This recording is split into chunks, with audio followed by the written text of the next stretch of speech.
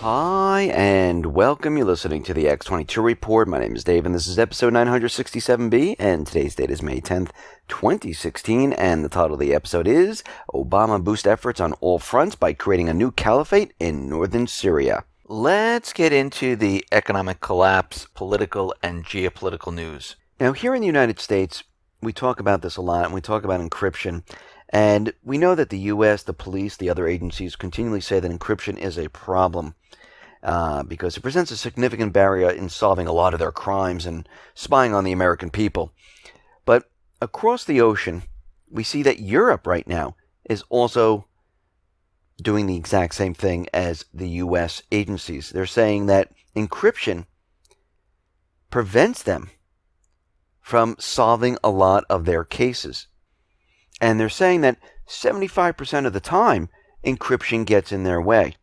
Now, we're not clear of what sort of encryption they're referring to because there's message encryption to secure communications. There's hard drive encryption that protects data stored on devices, just like the Apple case.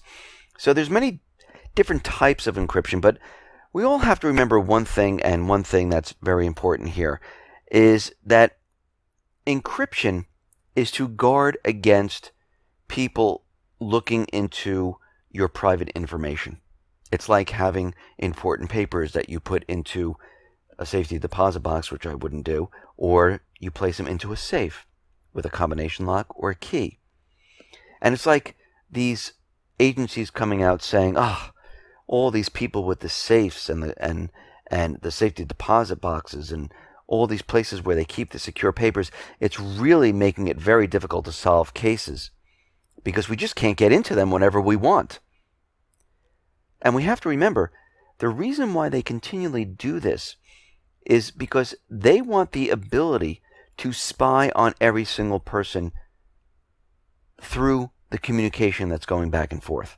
Now, if they truly wanted to look at someone's information, they can get a warrant, they can get the device, and the FBI has proven that they have the ability to break into these type of devices. Once you have the physical device, it is possible to get into it and see the information. But what they really want is the information going back and forth where they don't have to worry about a warrant, where they can spy on everyone. They can record everyone. They want backdoors. And this is why everyone here in the U.S., in Europe, in Canada, Australia, everyone needs to lock up their information. Just like you do in a safe, just like you hide it in your house. The same thing goes with email, your documents on your computer, or anything else. You need to do it. You can use many different products. You can use free encryption. I have it on the X22Report.com site. You can use products like blockitpocket.com. It's a sleeve. You can slip your credit cards in there. You can slip your phone into there. It blocks the signal because the fabric is intertwined with silver and other metals in there that block the signal. But whatever you're doing, we need to continually say, no, you cannot spy on us. We will stop you at every turn. We will use encryption. The point is just to make it harder and harder for them, to show them that, you know what, we're just not going to lay down here and let you do whatever we want. It's like if a police officer stops you and says, listen, get out of your car, I want to search you. Do you just make it easier for them and say, okay, no problem here, search my car. You can search, pat me down, no big deal. You can violate all my rights. No, many people say, absolutely not. Why are you stopping me? I have rights. I have the Fourth Amendment. And we need to do this with everything that we do because we need to stand behind our rights. Now, out in Brazil and Venezuela, we see the U.S. wants to remove the elected presidents of these two countries. And, of course, replace these individuals with a puppet regime. We saw this happen in many other countries. Now, the scheme that they're using has nothing to do with corruption in regards to Rousseff. Because what we're seeing is there's no real proof of corruption or other alleged wrongdoing.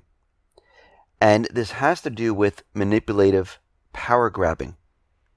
Now, Brazil's lower house April vote to impeach Rousseff, that is in question right now after the interim speaker, Waldir Maranhão, I don't know if I pronounced that correctly, invalidated it because of procedural irregularities, saying that lawmakers announcing their intentions ahead of voting constitutes a clear offensive to the wide right to defense that is consecrated in the Constitution. And he issued a press release saying, I have annulled the session held on the 15th, 16th, and 17th of April, and determined that a new session will be held to deliberate over the material during the 5 sessions. Now, what we're seeing right now is they're doing whatever they possibly can to get Rousseff out of office. And Brazil's Supreme Court rejected the request to overturn his annulment. And we see that they're pressing ahead anyway in removing Rousseff. Now, 15 members of the 65-member impeachment commission are accused of corruption. And we can see right now that the U.S. is trying to manipulate everything as much as they possibly can to try to break up the BRIC nations. And this is their whole entire plan at this point, because you have to remember, Brazil, Venezuela, Argentina, they have a lot of oil there. And they like to take that oil and put it on the dollar, set up a central bank, and control this entire area just like they're controlling the Middle East.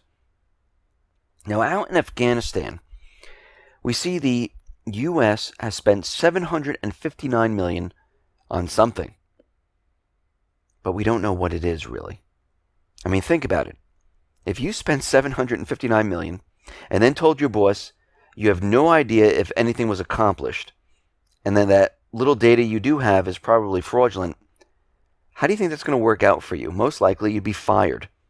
But here in the U.S. and working for the government, probably get promoted. And the U.S. government in Afghanistan, they set up these funds through the Department of Defense, the U.S. aid they spent on primary and secondary education in Afghanistan, and they are unable to determine the impact of the money that they've spent, and they don't know if it improved the education in Afghanistan. Most of the schools are empty. Most of the schools are incomplete. Most of the schools have structural damage. But they spent $759 million in Afghanistan. Wouldn't that money be better spent here in the United States on the schools of America? I mean, think about it. Think about what the schools here in the U.S. look like. Run down, don't have equipment. Many of the students don't have books. But we're spending $759 million in Afghanistan. Just something to think about. Now, we see the U.S. is up to its old tricks once again. And we know that the U.S. is trying to provoke China by using other nations in the South China Sea area. We see the USS William P. Lawrence sailed within 12 nautical miles of this area. And of course, they're out there screaming and yelling about international law. The U.S. frequently cites the United Nations Convention on the Law of the Sea as a justification for U.S. Navy vessels operating in the territorial waters of the foreign nations, such as China and Iran. But there are kind of some problems with this. The U.S. actually hasn't ratified the United Nations Convention on the Law of the Sea. And 2, this primarily applies to the passage of commercial maritime traffic and has very strict provisions for passage of military vessels, which the U.S. routinely ignores. So we can see already they're kind of hypocritical on what they're doing here. They keep stating international law, international law. The U.S. really never ratified it, and they're actually not even following it. But the timing is very, very interesting about all of this, because the President of the United States, President Obama, he's going to be visiting Vietnam later this month. And why is he visiting Vietnam? Well, it's looking like they're going to lift the ban on arms sales to Vietnam. Now, the question is, why does the U.S. have a ban on arms sales in Vietnam? Well, there's problems with their human rights record.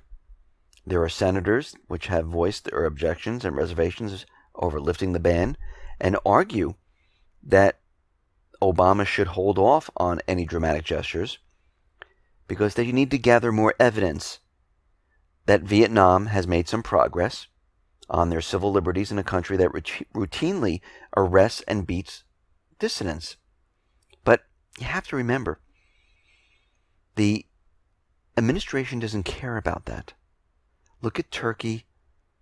Look at all the other countries where as soon as the puppet government is in place, they go after those individuals and they call them terrorists, and they do these horrific acts.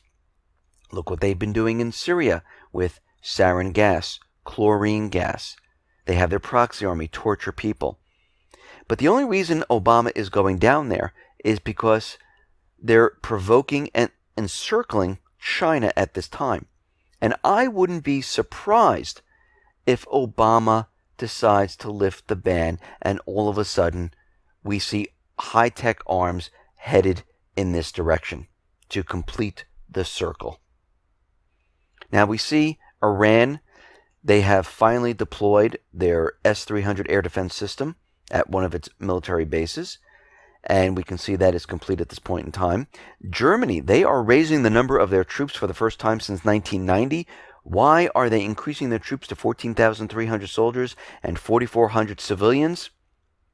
And that is civilian officers. Well, of course, Russian aggression, because of the tensions between Russia and the Ukraine conflict.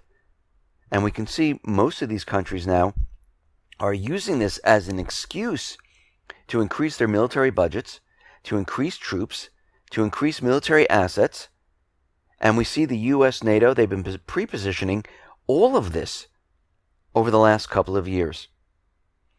Now, the unity government in Libya, even though they haven't been voted in yet, they decided that they're going to reorganize the armed forces and create a new force, which will include members of the police and army.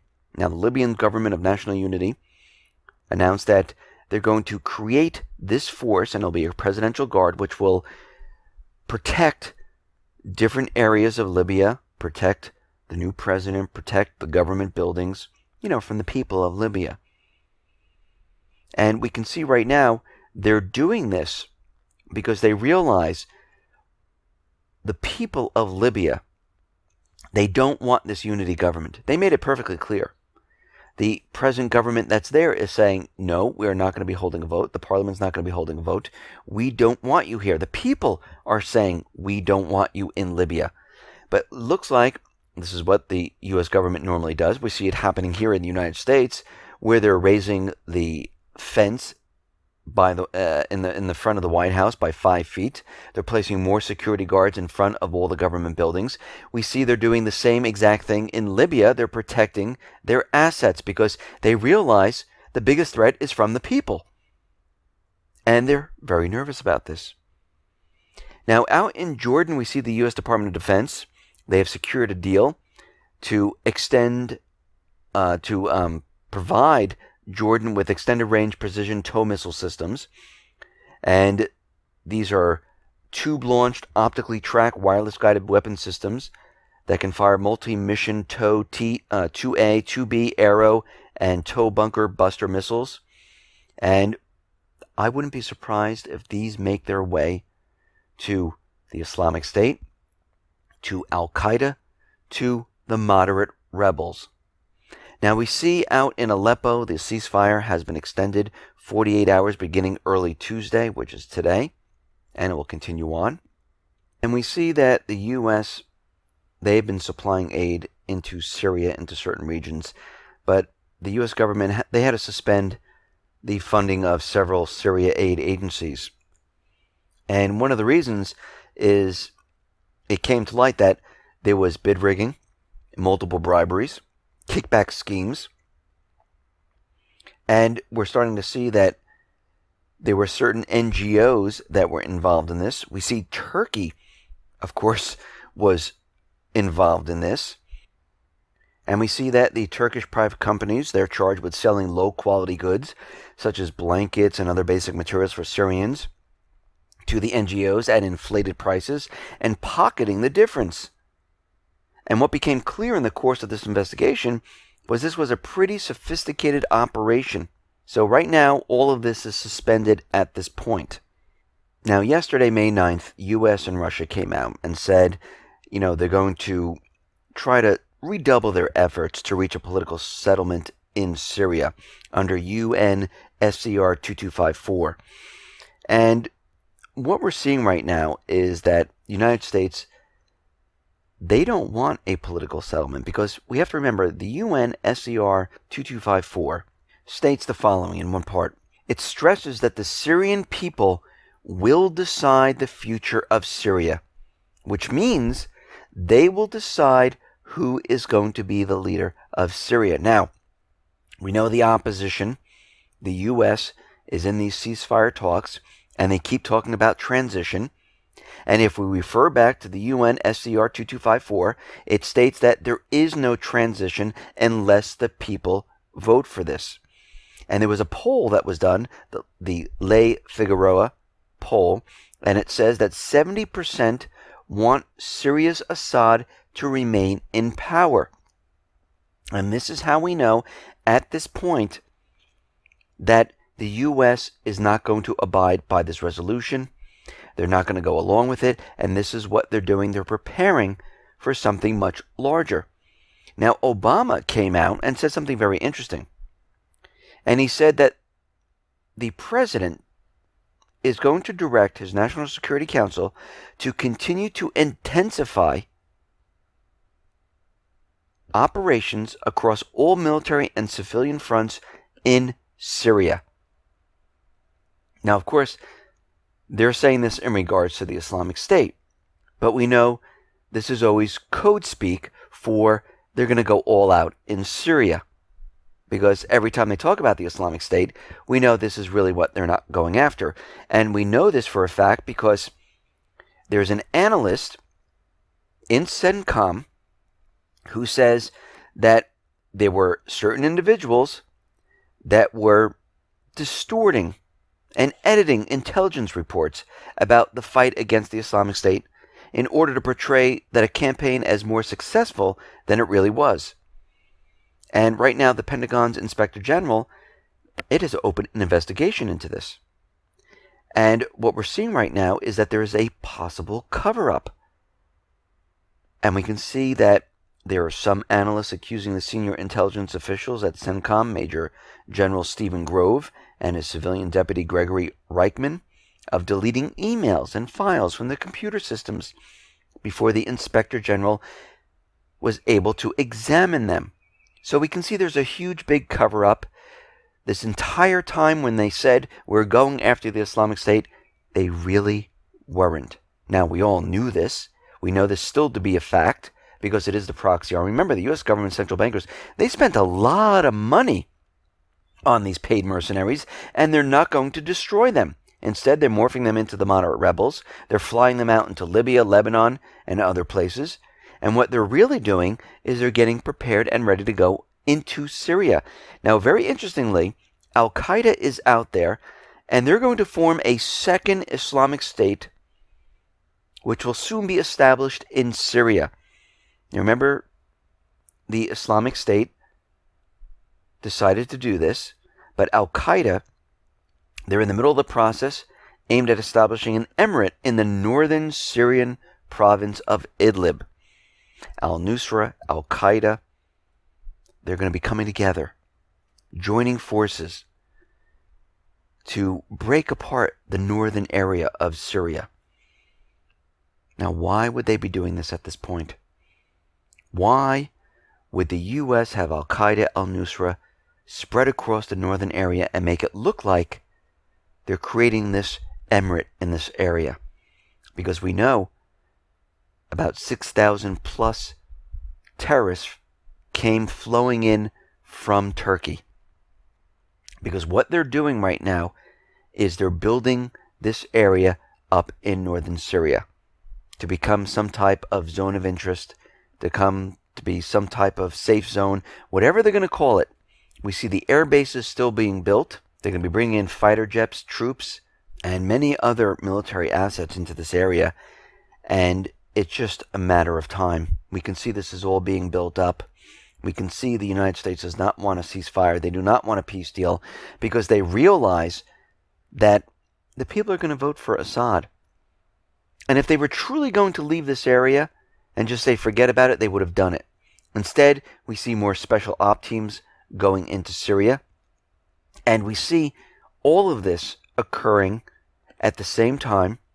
Everything's being very quiet. They just keep talking about the ceasefire.